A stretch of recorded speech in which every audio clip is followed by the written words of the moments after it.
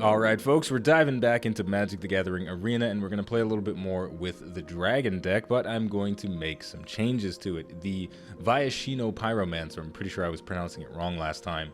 I'm going to get rid of him in place of the Firemind Vessel. This enters the battlefield, taps, and I can tap it to add 2 mana of different colors. Essentially, this is going to help potentially mitigate the resource problem that is very common in a deck that is using a lot of high mana cost creatures. Because I just played a couple of games and I lost all of them, or most of them, because I didn't have enough mana to play any of my big boys, and that's one of the most frustrating ways to lose in Magic the Gathering. I know I have powerful cards and powerful combos that I can pull off, but if I don't get the mana to cast them, then I just want to blow my brains out. So hopefully the Firemind Vessel can alleviate some of that stress. So let's see how the deck performs. Alright, starting hand, 3 mana, Tybalt's Rager, Dragon, I'll keep it. I've also got Demolish in here, so I'll blow up one of my opponent's lands if the opportunity presents itself. That's always fun for me. Okay, so we're off to a pretty good start. We've drawn into another land. We've got 2 more in our hand. We've got Demolish, so we can blow up something on our opponent's side. But because of the card that he just played, the Gearsmith Prodigy, this gets +1/+0 as long as he controls an artifact. He could have a lot of artifacts in his deck that would be nice if I destroyed. So I'm going to hold on to Demolish maybe a little bit longer than I normally would. Alright, now with that said, let's spend some mana and go on the offensive with Tybalt. I'm going to gauge his reaction to that. He's just going to take it on the chin, and he can trade that damage back to me in the next turn. He has 3 total damage that he can send out. Now, this is fancy. Whenever you draw a card, each opponent puts the top 2 cards of their library into their graveyard. So he's going to try to mill me out. Milling is a term in Magic the Gathering that basically just means you're sending stuff to the graveyard from your opponent's deck. Or your own deck. You can do it that way too. So with that in mind, I've got options here. I can either destroy one of his lands to try and slow him down a little bit, or I can continue going to the face. And I'm going to go to the face because I can get some huge damage here with Tybalt, because he chose to attack with everything. I'm sending out 5 this time instead of 3. So I am winning the damage trade here a little bit. I did throw out 2 very, very good cards. Jaya, Venerated Fire Mage, saw some great success for us in a previous game. And also I threw out a land, which could be problematic. But hey, I've got another Tybalt.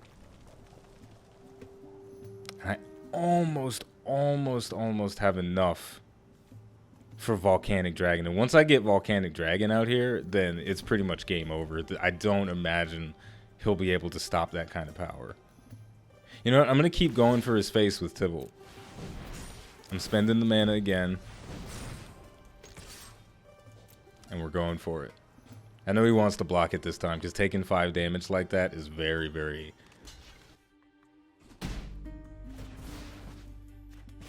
It puts you in a really panicked state if you're at a really, really low amount of health.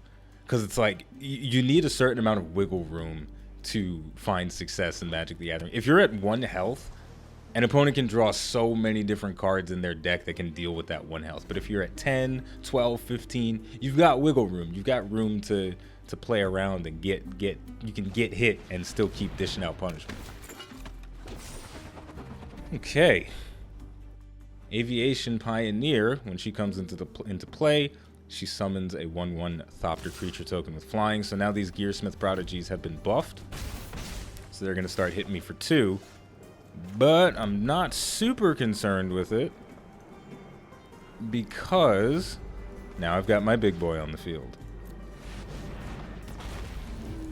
And I am going to attack because I'm pretty sure I can win the damage race.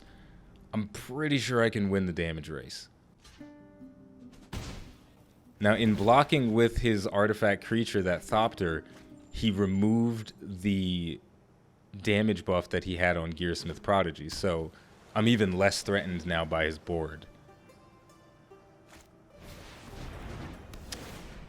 Water Knot. That screwed me over before, and it's going to screw me over again. That's fine, that's fine.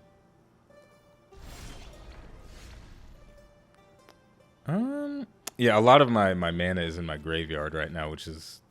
It certainly hurts, but I have enough to play all of the creatures that I have in my deck, so that's okay. So let's get some presents out here. Let's get some stuff for him to think about. Kurgan Dragon Rider, another Tybalt coming out, and we can go to the next turn. Fortunately, I think I've thrown out a mana on every turn, and now I've gotten rid of a Geode as well. So that's very disappointing and a little bit frustrating.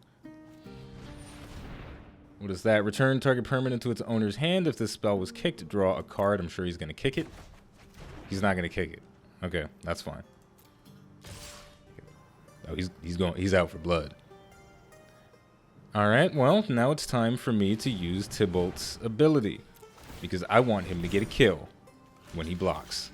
So get rid of one of those Gearsmith Pioneers, and I'll take the other 2 damage. That's not a huge deal. Hey, I drew another Jaya Venerated Fire Mage, so she's going to come out and start cooking these fools. I'm ready. Time to set the world on fire. There we go. This feels good. And I'll send a nice 1 damage with Tybalt. So even though I've lost a lot of cards that would have been valuable to me, I'm still holding out because I had a decent hand, and that's definitely been helping me. And I've also got these Fight with Fires that I've been holding on to. Fountain of Renewal, we've seen this before. At the beginning of your upkeep, you gain 1 life, and he can sacrifice the fountain to draw a card, should he need to. Damn, I've really close to lethal damage, but I don't have the mana for it. He's very lucky that he destroyed so many resources of mine, because the game would have been over already. So I'm going to go ahead and spit some flame at his Aviation Pioneer, and get that off the battlefield, remove his blocker. Or maybe he'll counter it.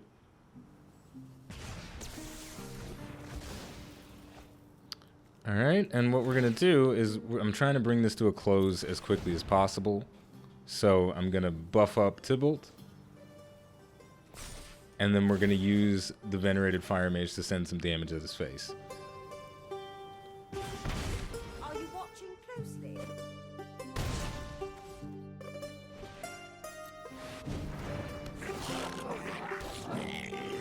Man, he really stalled the game out pretty well, but the Siege Gang Commander is going to win the game for me. Suspend the 2 mana, sacrifice a goblin, and I send the damage straight to the player. There's nothing he can do to stop that. He was definitely holding on, and he may have been able to scrape together a win if I didn't have the Siege Gang Commander there, but that felt like a really steep, crazy uphill battle. So that was a good one. That was a good one. I'm going to do another.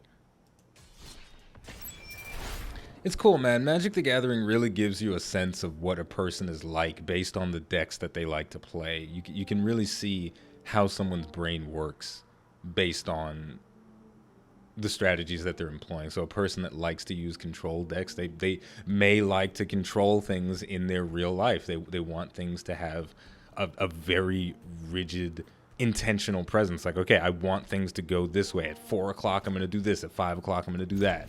And somebody that likes to use a dragon deck, you know, maybe you're just a little bit more aggressive than you need to be.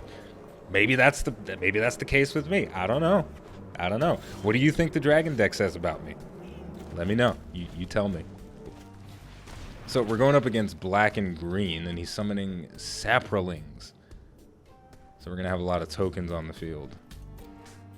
So we're going to have to deal with massive hordes of Saprolings, potentially. That could be fun. So I'm going to get this mana geode out on the battlefield, look at the top card of my library. It's another mountain. I'm going to keep it because I want those resources. So let's move into the next turn. In 2 more turns, I will be able to summon Lathless Dragon Queen, which is nice. But before that, I'm going to bring out Jaya Venerated Fire Mage. So we're getting 2 more saplings on the field. So we got a lot of bodies. They don't hurt too much, but when all 4 of them attack, that's going to be a bit painful. So there we go. Let's get Jaya out. And you know what? I'm going to use her to cook one of these guys. Oh, I'm sorry. Did you get burned? Now, he may end up using his saplings to go after my Planeswalker Jaya because she is powerful. But he may just continue going for my face. Yeah, he's going for the Planeswalker. That's fine. Come find me when you want. That's basically saving me from a little bit of punishment. That's okay. Now, I will say I'm tempted to play the Dragon Egg before Lathless, but Lathless has got to come out. I need a big presence on the field right now. And if Lathless manages to survive next turn, I summon the Dragon Egg and I get a 5/5 Dragon token on the field. But of course, not going to happen. Figured as much. I wasn't very hopeful of that surviving. But you never know. You never really know, do you? Alright, so let's clean the board up a little bit. We're going to use Shivan Fire, the 1 mana cost effect, to deal 2 damage to the Deathbloom Thallid. That's going to get it off the field, but it is going to turn into a Saproling creature. That's totally fine. Next, I do want to have some defense. But I'm going to go ahead and Blind Blast on him first. Draw a card. Still have enough, and then I will play my defense. Sometimes I forget about the mana geode when it's on the field, because I technically have 7 mana to play with right now. But I was only looking at the actual mana that I had, the lands that I had. So he's going to continue just peppering me with these little Saproling tokens. And until I can get something to stay on the field, I'm going to be in trouble. I know what's going to happen. I know what's going to happen. Whenever I play a big creature, he's going to kill it. I know for a fact. So I'm gonna play the Siege Gang Commander as kind of a red herring right now. It's a powerful card, but it's also but it's not my most powerful, and it's tempting for him to try to kill this. See?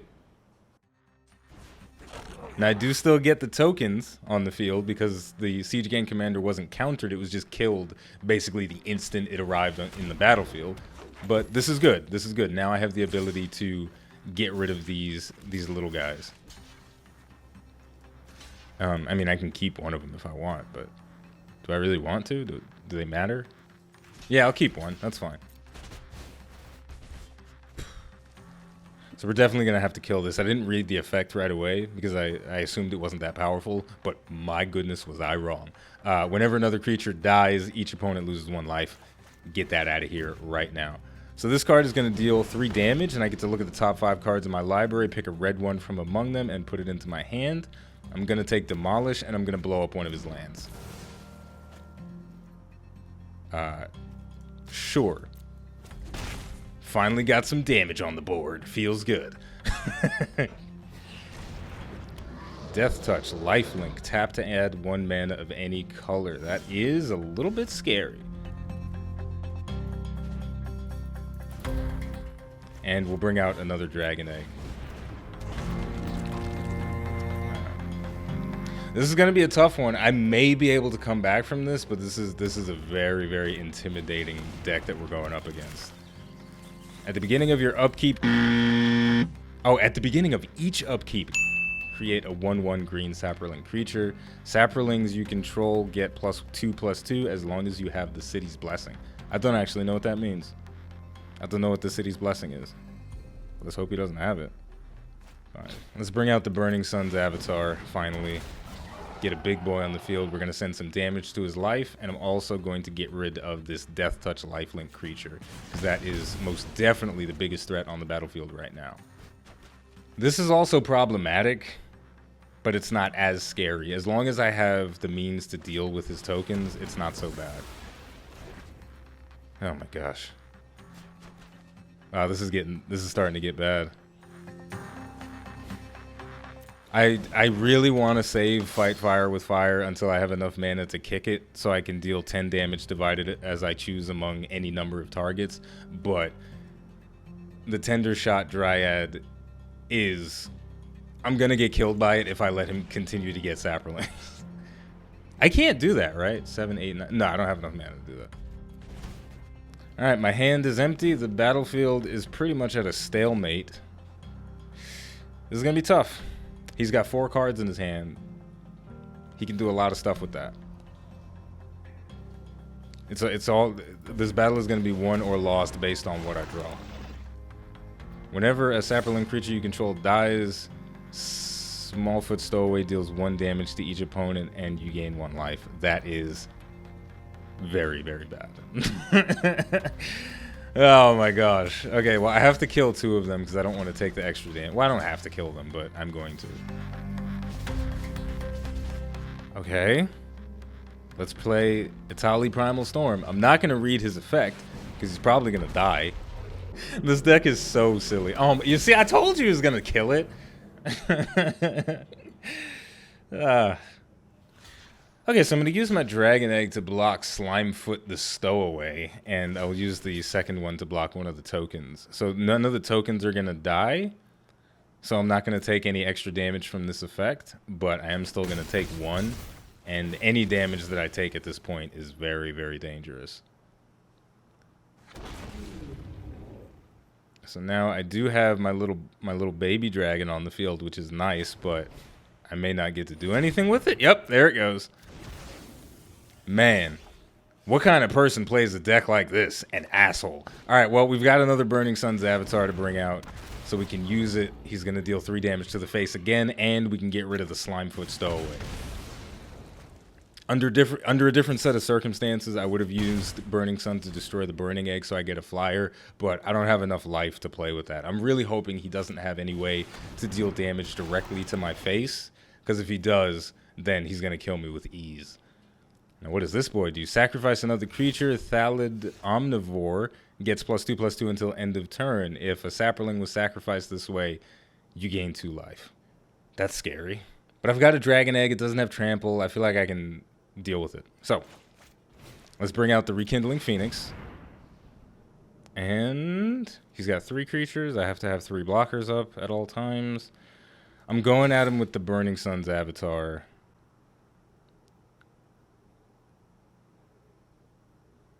Let's see what we got. What are you going to do? What are you going to do? Yeah, that's reasonable. That's very reasonable.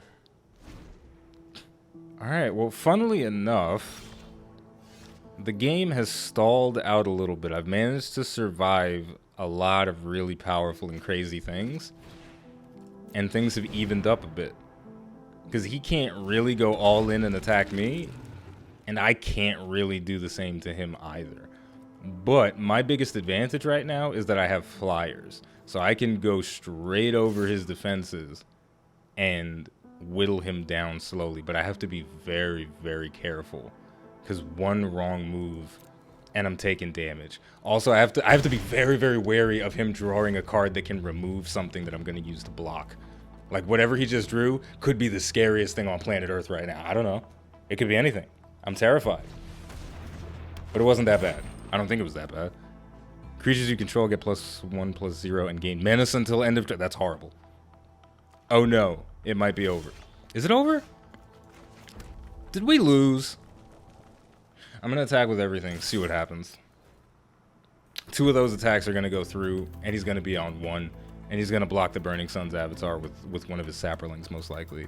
And then I'm going to die next turn. That's just how it's going to happen. Well, that was a good one. That was a good one. We came very, very close. I just needed really... Well, I needed more than just 1 more damage, but it was a very, very close match. If I had hatched my Dragon Egg, then maybe things would have gone differently, but at the same time, the creature that I used Burning Sun's Avatar to destroy would have also killed me, so it was kind of a catch-22. If I do one, then I lose. If I do the other, I still lose. But that was a solid match overall. I'm not disappointed with that defeat in any way, because that was a really interesting strategy that we were going up against. It's obviously always frustrating to play against somebody that has a lot of removal in their deck, but I'm kind of doing the same thing with all of my Spit Flames. So how mad can I really be when somebody's destroying all of my creatures when I'm destroying a lot of theirs too? So yeah, that was. I'm gonna do one more. Fuck this. Okay, this is great because this time we got a Firemind Vessel in our hand. We've got 2 big dragons and fight fire with fire. Let's see if we can make use of the new card that we swapped out. I will say that I didn't miss having the Viashino Pyromancer in my deck at all. I didn't feel like I was missing it at all. So this is nice. Let's see how this plays out. Drew into a Tybalt. So we've got a very strong presence on the field early on. This is most definitely one of my favorite cards in the deck that isn't a dragon. The ability to make a 3/2 or even stronger as we get more mana is very, very satisfying. Can't be blocked except by other spirits. I'm going to assume that he's going to want to keep that on the field pretty much at all times. So even if I make Tybalt stronger, he's probably not going to block it, right? You don't want to block that. He's thinking about it, though. Yeah, he doesn't want to block it. He wants to pepper me with that 2 damage every single turn. I've fought against the Departed deckhand before. It was a terrible battle. Long, arduous, and very painful. So I kind of know the strategy when people have this card out on the field. But also, when the Departed deckhand is out... See, it's cool. When you know the general strategy that someone's going to employ, you get to employ your own counter strategy to them. So we're going to bring out the Firemind Vessel. So in the next turn, we technically have 6 mana at our disposal, which means we can start getting Volcanic Dragon out, we can get Demanding Dragon, and whatever else we draw into will have enough mana to summon it. I'm going to attack him again with Tybalt, see if he blocks. He is going to block. He doesn't want to continue taking that damage. I get to do damage to his face, and I'm going to send it there. Now, the main reason I attacked, and I actually wanted him to block and kill Tybalt, was because I'm going to play the Demanding Dragon next turn. He can choose to take 5 damage to the face and keep his creature, or he has to sacrifice a creature. That's really nice. So far, so good.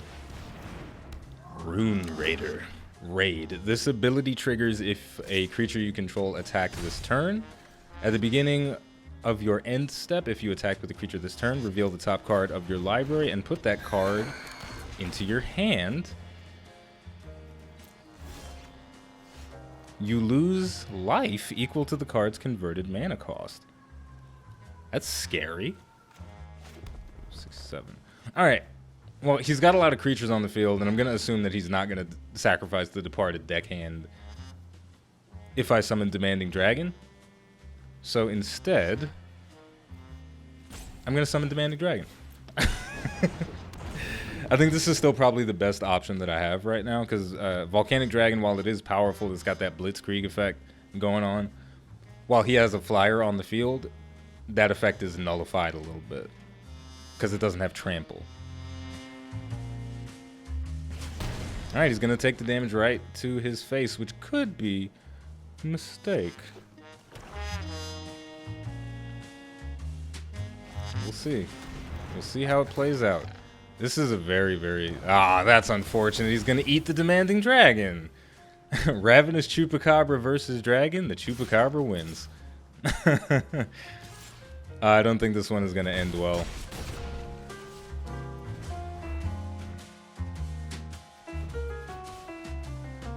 I'll tell you something. I have a philosophy in life that if I win at something and it feels really good to win, I don't double down and do another match. Now, even though I lost the last game that I played, I was still feeling pretty good about the match because it was a close game, it was intense, it was nice. And I doubled down and I'm playing another match and I'm probably going to lose, but it doesn't feel nice.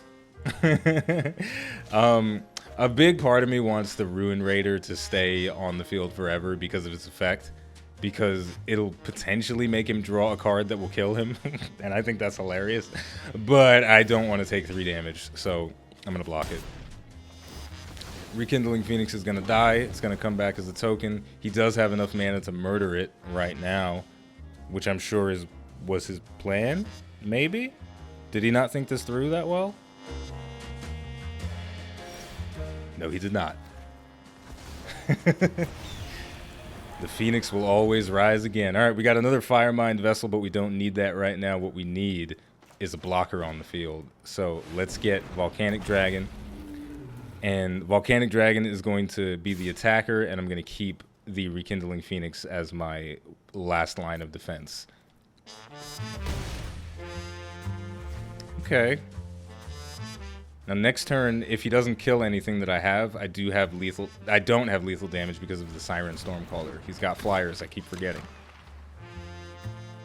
What? No. He just exiled my card, that's fine. Yeah, the fact that he has a lot of 1/1 flyers is a bit problematic because that means I don't have a sneaky way to get lethal damage. I just have to whittle down his creatures before I really start doing crazy stuff.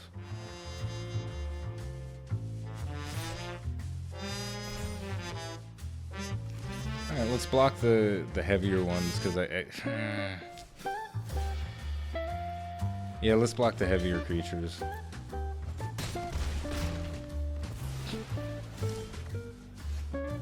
Well, I don't really need this right now, but well, just because I don't need it doesn't mean I'm not going to use it, right? Well, we're in a stalemate now. We are in a stalemate. One of the things that I don't so much like about this dragon deck is that it often gets to a point where I am in a really intense moment with the person that I'm fighting because the deck is based on getting my biggest creatures, and I've built it so that I can stall until I get the big boys out on the field. So it always feels really like by the seat of my pants. I'm riding by the seat of my pants trying to make this work. Let's get rid of the Fire Boot guy so we can get our Fire Mind Vessel back. Not that I really need it, but it's always nice to have, I suppose. All right, he is going to counter it by sacrificing his creature. That was the effect on the card. Siren Stormcaller, sacrifice the card and counter a spell that targets a creature you control. He doesn't have lethal on me. I have lethal on him. I'm going to attack. He has to block. Well, okay. You know, the dragon deck, it does fit with my sensibilities a lot because I do like really epic, really dramatic things. And this deck is certainly epic and dramatic. Because it's very rare that I have a game with this deck that feels like I just get completely steamrolled, unless I just get unlucky with mana draws. Bam! You can't win, can you? Woo! We did it. Yeah, that was again, that was a lot of fun. I took a risk by doubling down. That could have ended very badly in a lot of places, but we pulled it together, and it was very dramatic, very epic, which goes along with the whole theme of dragons. It fits with my personality. So Magic the Gathering, if you see what type of deck a person likes to play, that's definitely speaks to something that they have in their real life and their personality, and that's pretty cool. So with all of that said, we're going to wrap things up here. The next time we come back, we're going to work with a new deck, a new strategy, a new play style, and it's going to be a lot of fun. So if you enjoyed this video, don't forget to like, subscribe, and leave a comment. As always, the name of the game is Magic the Gathering Arena. The name of the channel is iBluairJgR. Thank you for watching, and I'll see you next time.